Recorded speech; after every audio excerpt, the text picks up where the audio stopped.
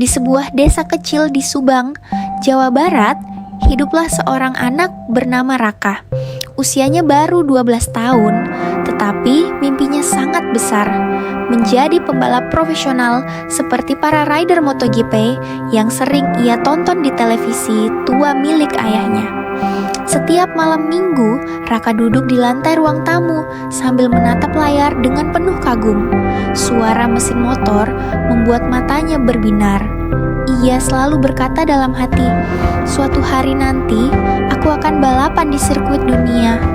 Namun kehidupan Raka tidak mudah. Ayahnya hanyalah seorang montir motor kecil di pinggir jalan, sementara ibunya berjualan gorengan di pasar. Untuk membeli motor balap saja, mereka tidak mampu. Meski begitu, Raka tidak menyerah.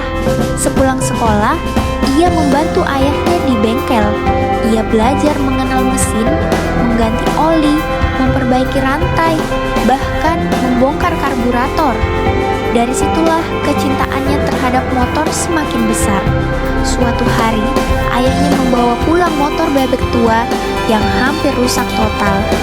"Kalau kamu serius ingin jadi pembalap, perbaiki motor ini sendiri," kata ayahnya. Raka bekerja keras selama berminggu-minggu. Dengan alat seadanya, ia membersihkan mesin, mengecat bodi, dan memperbaiki rem, sampai akhirnya motor itu hidup kembali. Sejak saat itu, Raka mulai berlatih di jalanan sepi dekat sawah setiap pagi sebelum sekolah. Udara dingin Subang dan kabut pagi menjadi saksi perjuangannya. Berkali-kali ia jatuh, lututnya lecet, tangannya terluka, tapi ia selalu bangkit lagi. Teman-temannya sering mengejek, "Mana mungkin anak bengkel jadi pembalap MotoGP?" Namun Raka memilih diam dan terus berlatih.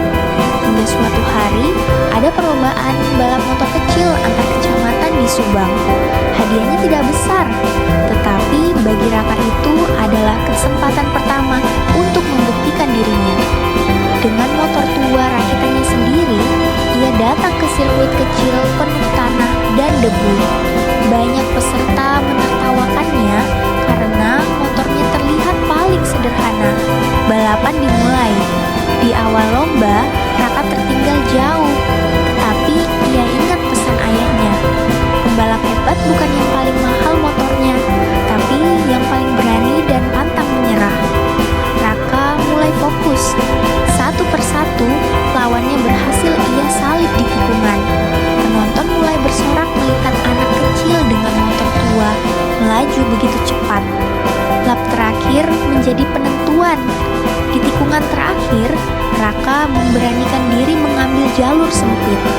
Ban motornya sempat tergelincir, namun ia berhasil mengendalikan motor dan melesat menuju garis finish. Raka menang. Ayah dan ibunya menangis haru melihatnya berdiri di podium kecil sambil membawa trofi sederhana. Hari itu, seorang pelatih balap lokal yang menonton perlombaan menghampiri Raka. "Kamu punya bakat besar, teruslah berlatih. Mimpi menuju MotoGP bukan hal yang mustahil."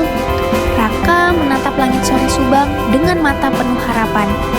Ia sadar perjalanan menuju MotoGP masih sangat panjang, tapi satu hal yang pasti, mimpi besar bisa lahir dari desa kecil, dari bengkel sederhana, dan dari anak yang tidak pernah menyerah.